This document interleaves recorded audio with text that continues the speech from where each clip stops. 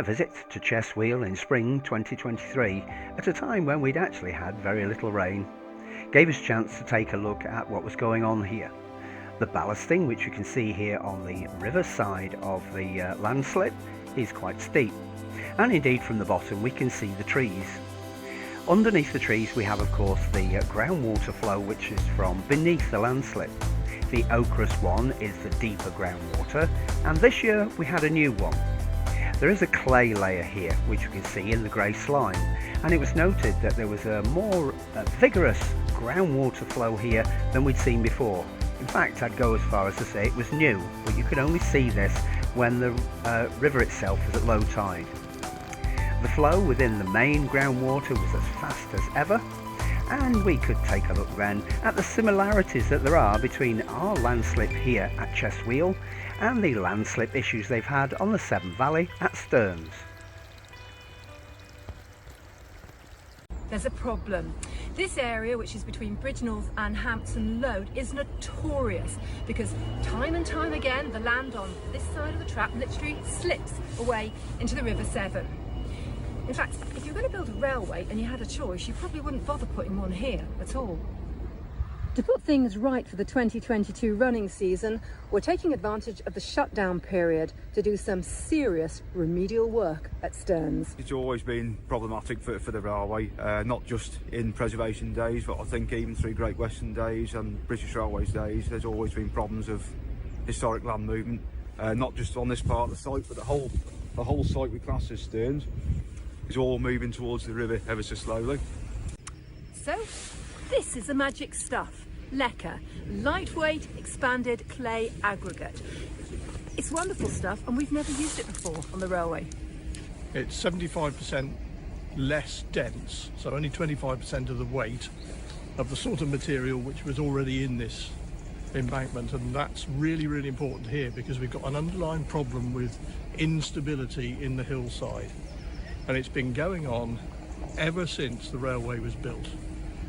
For probably 150 years or something like that. So, and the underlying cause, as always with these sort of problems, is water. There's a layers of clay down here in unstable ground, and the water just lubricates that, and it gradually moves tiny little bits at a time. But occasionally it goes a little bit more suddenly, and we've had a few instances of that. So the purpose of this is to take the load off those unstable layers down below. More layers of ash and ballast that's been added to this embankment as it's gone down. Of course, that all adds to the weight of it, and we've had to do more ballasting. There's a huge amount of ballast in here to keep the track up, but it all adds to the weight, and that is the problem. So that's why this Leca aggregate is, we think, going to be really helpful to reduce the weight on the substrate. This is a monitoring borehole, or at least it's the bit which has been exposed whilst this work is going on. Because the ground has been moving over a very long period of time, we decided that we needed to have some facts as to what was going on. So some monitoring boreholes were put in which tell us how much the ground is moving down below, and when all this Leca aggregate is put back and the track is back down, this will still be sticking up at the top of the ballast, and we'll be able to again monitor it after all of this work has been done. The improvements here at Stearns are all part of the behind the scenes work that's going on here during our shutdown period, so that we'll look our best when we reopen on April the 2nd.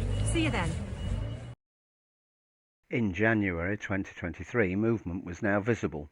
Where cables had been below the surface before, they were now proud of the land surface.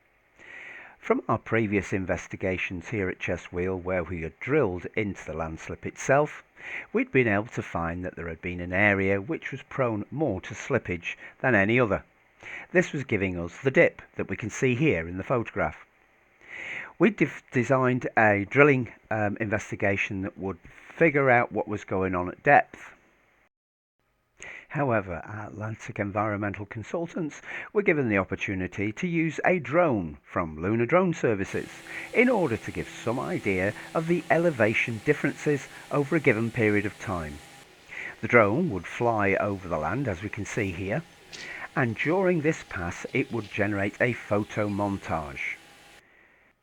As the drone flies up the track, it takes an X, Y and a Z coordinate at a series of densely populated points over the area of interest.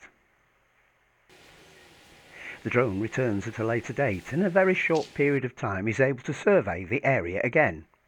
GIS obviously is used to be able to coordinate this, and there are specific points which can be translocated from both of these flights.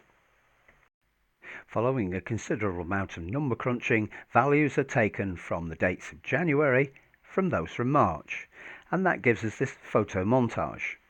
In effect, red is high and blue is low, and it shows the movement within that period of time. We then ground truth this. So why have we got these highs? In fact, they are the trees, the blues being the lows that we want to look at. The information is three-dimensional, and you can get this rather super rotated view of the track embankment over the landslip. So our question is, what have we learned from our remote sensing drone survey? Well, the first blue spot is that to the north of the line, seen here. And as we can see, this is the dip in the soil closest to the stone wall. This can be seen to be well over a metre over the last 4 years. Previous tripod surveys have been inconsistent and in effect only gave us the amount of drop that was actually on the railway line itself, not the surrounding ground. This detailed quantitative drone survey gives us both lateral as well as vertical movements over the whole of the soil in the landslip. Our second area is this blue one here, and here we can see the ballast which is falling off into the River Irwell. Not only is it falling off, but actually it is not supporting the ends of the sleepers, which means that there is probably more lateral movement than vertical movement on the track itself. This lateral movement was estimated at somewhere in the region of 5 centimetres over a period of 2 months. This was without heavy rainfall. In terms of resilience, etc., where do we stand? There is a conceptual UK asset deterioration model by Briggs et al. 2019. And as both the Severn Valley and ourselves are finding out, these landslips have been moving for some considerable time, maybe in excess of 130 years. In effect, our embankment is well within to the deterioration stage. Our detailed quantitative drone survey has given us the detail that we need in order to be able to pinpoint the movement within the landslip.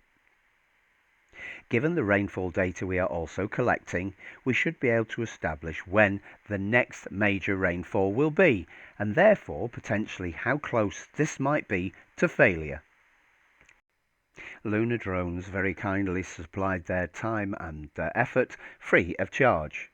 And the remote sensing benefits to this have been improved geotechnical asset inspection methods, in terms of economy, one drone-borne sensor, safety to reduce boots on ballast, let technology do the risky work.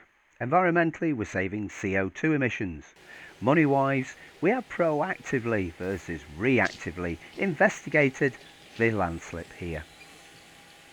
This survey was undertaken by Lunar Drone Services, supported by Atlantic Environmental Consultants. You have been watching Atlantic Video View and a demonstration of modern technology in action, with great thanks to Lunar Drone Services.